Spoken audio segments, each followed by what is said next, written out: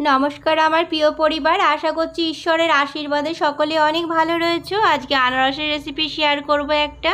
পনিরের বদলে তোমরা ছানাও কিনে নিতে পারো। আমি এখানে পনির কিনেছি, কিন্তু দেখো হাতে করে ভালো করে ম্যাশ করে নিচ্ছি।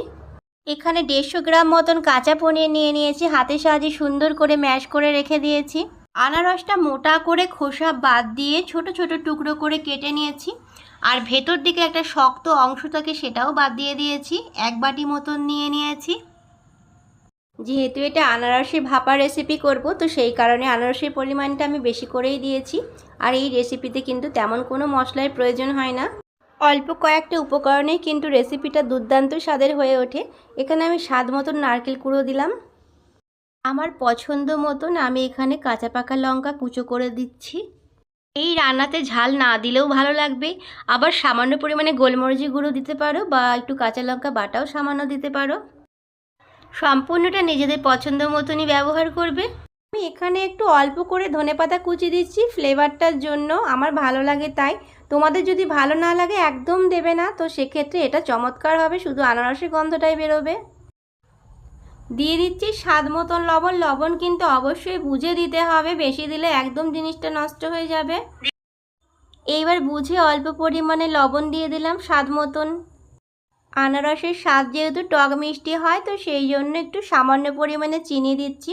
আর এই চিনিটা দেওয়ার জন্য কিন্তু এর স্বাদ অনেক সুন্দর হবে। চামচের সাহায্যে সুন্দর করে মিশিয়ে নিচ্ছি। চামচের সাহায্যে সুন্দর করে মিশিয়ে নিচ্ছি ঠিকই, কিন্তু ভালো করে মাখা যাচ্ছে না, তাই আমি ভাবছি হাত ব্যবহার করব। হাতটা ভালো করে ধুয়ে নিয়েছি। এবার হাতের সাহায্যে সুন্দর করে সমস্ত উপকরণগুলো খুব ভালো করে চটকে চটকে মেখে নেব।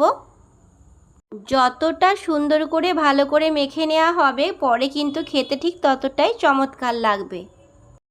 হাতে করে সুন্দরভাবে মেখে নিচ্ছি ঠিকই, কিন্তু এতে 2 চামচ ময়দা দিয়েছি, যেটা তোমাদের দেখানো হয়ে ওঠেনি। তো অবশ্যই ময়দাটা দেবে, নালে কিন্তু একদমই জমবে না, জল কেটে যাবে, তখন জিনিসটা নষ্ট হয়ে যাবে, একদমই খেতে ভালো লাগবে না। তাই অবশ্যই কিন্তু একটু ময়দা দিতেই হবে। আর দেখো একটু সামান্য সাদা সর্ষে দিয়েছি, এটা তোমরা না দিলেও পারো, কোনো অসুবিধা নেই। আমি যে কয়টি উপকরণ দিয়েছি তাতে সর্ষে বাটা না দিলেও চলবে, তাতেও কিন্তু অপূর্ব স্বাদ হবে, না দিলেও কিন্তু সমস্যা হবে না।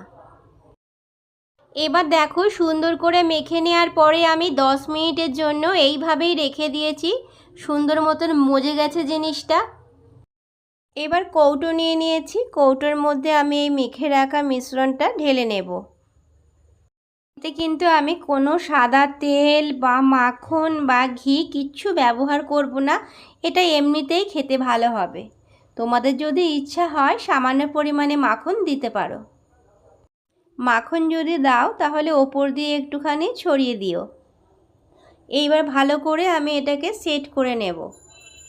কৌটোর মধ্যে নেওয়ার পরে চামচ দিয়ে আমি চারিদিকে ছড়িয়ে নিচ্ছি এবং চেপে চেপে এটাকে ভালো করে বসিয়ে দেব। ভালো করে চেপে চেপে বসিয়ে না দিলে কিন্তু ভাপাটা ভালো মতন হবে না, তখন ভালো লাগবে না। খুব সুন্দরভাবে সেট হয়ে গিয়েছে। এবার আমি কৌটোর মুখটাকে আটকিয়ে নেব আর ভাপে বসিয়ে দেব। এইবার কৌটোর মুখটাকে আমি আটকিয়ে নেব ভালো করে। আর যদি একটু আলগা হয়ে যায় সেক্ষেত্রে কিন্তু জল ফোটার সময় টকবক করে যেহেতু ফুটবে, জল কিন্তু ঢুকে যেতে পারে। এইবার কড়াই বসিয়ে দিয়েছি, গ্যাসও জ্বালিয়ে নিয়েছি, জলও দিয়ে দিয়েছি। জলটা অল্প পরিমাণে দিতে হবে। আমি তোমাদেরকে দেখিয়ে দিচ্ছি জলের পরিমাণটা কীরকম নিয়েছি। একদম কোটোতে নিচের দিকটাতে অর্ধেকটা অংশে অবধি জলটা নিয়েছি, বেশি দেয়া যাবে না, জলটা যখন ফুটবে জল ঢুকেও যেতে পারে কোটোর মধ্যে, তো সেই কারণের জন্য জলটা বুঝে দিতে হবে। এবার আমি একটু ঢেকে দিলাম। ঢেকে দেওয়ার কারণটা হচ্ছে যাতে আমার জলটা তাড়াতাড়ি গরম হয়ে ওঠে এবং ভাপাটা খুব অল্প সময়ের মধ্যে তৈরি হয়ে যায়। গ্যাসের ফ্লেম কিন্তু মাঝারি করা রয়েছে। দেখো জলটা কীরকম টকবক করে ফুটছে, একবার দেখিয়ে দিই তোমাদেরকে।